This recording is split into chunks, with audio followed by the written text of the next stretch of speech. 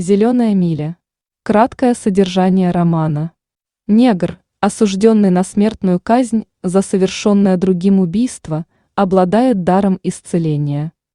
Он излечивает от рака жену начальника тюрьмы, но это не избавляет его от казни. Роман написан от лица Пола Эджкума, который живет в доме престарелых. Чтобы не растерять остатки разума, он записывает события 1932 года, которые изменили его жизнь. 2 убитых девочки. Пол служит начальником тюремной охраны в блоке смертников, которые из-за зеленого линолеума называют зеленой милей.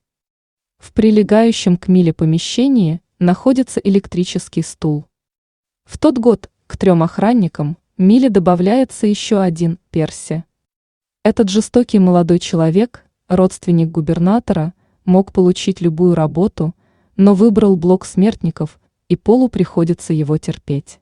Осенью на милю переводит Джона Кофи, негра огромного роста и могучего телосложения, осужденного на смертную казнь за убийство белых девочек-близняшек. Кофи ведет себя очень кротко. Он боится темноты, кажется немного заторможенным и все время плачет. В его странных глазах выражение спокойного отсутствия, словно сам Кофи где-то далеко. Из газет Пол узнает о его преступлении. Дочери владельца хлопковой фермы исчезли ночью с закрытой террасы. После долгих поисков с собаками их нашли на лесной поляне. Джон Кофи укачивал мертвых девочек, плакал и твердил: «Я пытался вернуть все назад, но было уже поздно». Никто не усомнился в виновности чернокожего, хотя во время поисков собаки нашли еще один след. Пол стремится сохранять на миле спокойную обстановку, но с приходом Перси покой невозможен. Его ненавидят не только заключенные, но и охранники. Начальник тюрьмы, Мурс, вызывает Пола и просит еще немного потерпеть. Мышь на миле. Мышь приходит на милю только в отсутствие Перси. Вскоре на милю переводят Эдуарда Делакруа. Полу кажется, что мышь ждала именно его.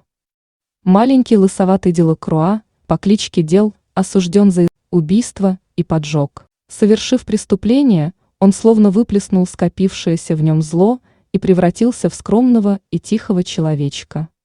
Перси ненавидит Дела и постоянно над ним издевается. Успокаивается Перси только когда Пол обещает, что тот будет командовать казнью Дела. Дел называет мышонка мистером Джинглсом.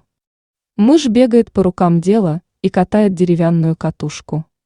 Дел считает, что это он выдрессировал мышь, но охранники убеждены, что мистер Джинглс умел это и раньше. В то время как у Пола обостряется мочеполовая инфекция, а начальник тюрьмы Мурс узнает, что у его жены рак мозга, на милю переводит буйного Билла. Этот щуплый, белобрысый 19-летний парень из разряда проблемных детей успел натворить много зла. Едва появившись на миле, Билл пытается придушить охранника, и его оглушают ударом по голове. Руки Джона Кофи. В этот день Пол особенно сильно страдает от своей инфекции. Кофи, во время суматохи, тихо сидевший в камере, подзывает его к себе. Правила это запрещают, но Пола словно притягивают нездешние глаза Кофи.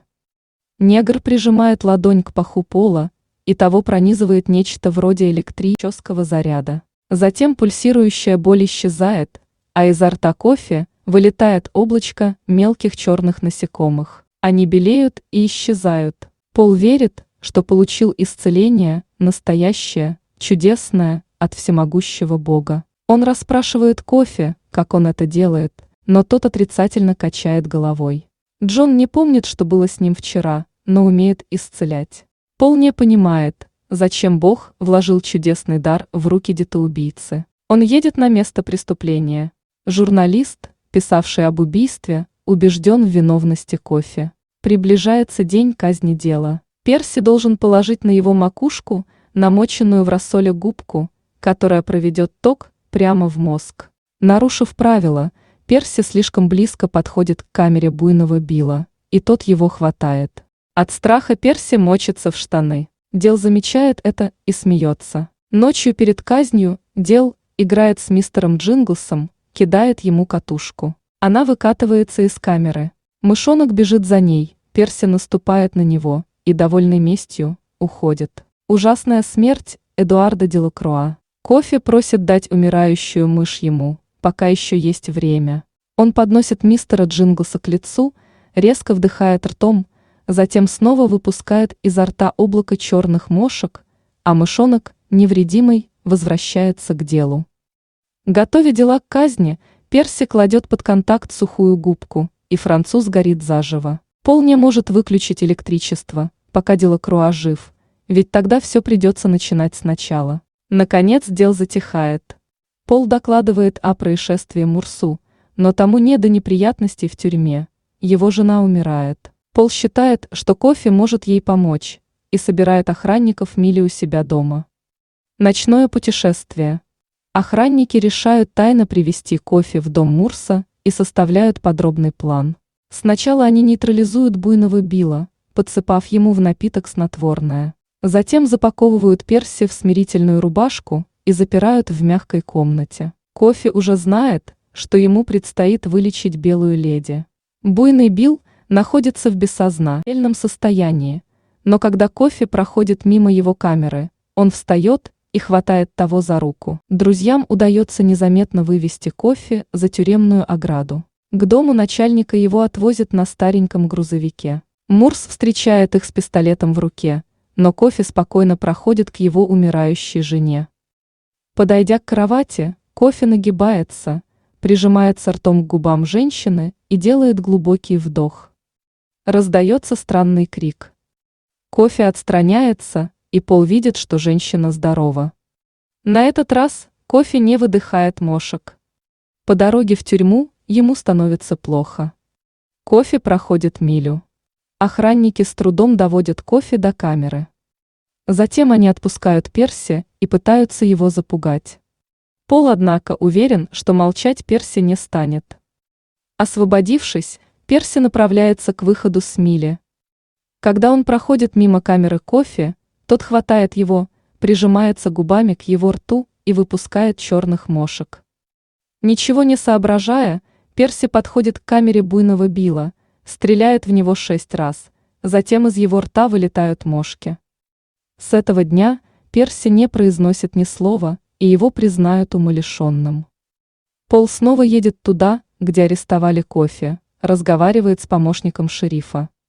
Тот берется ему помочь и встречается с отцом убитых девочек.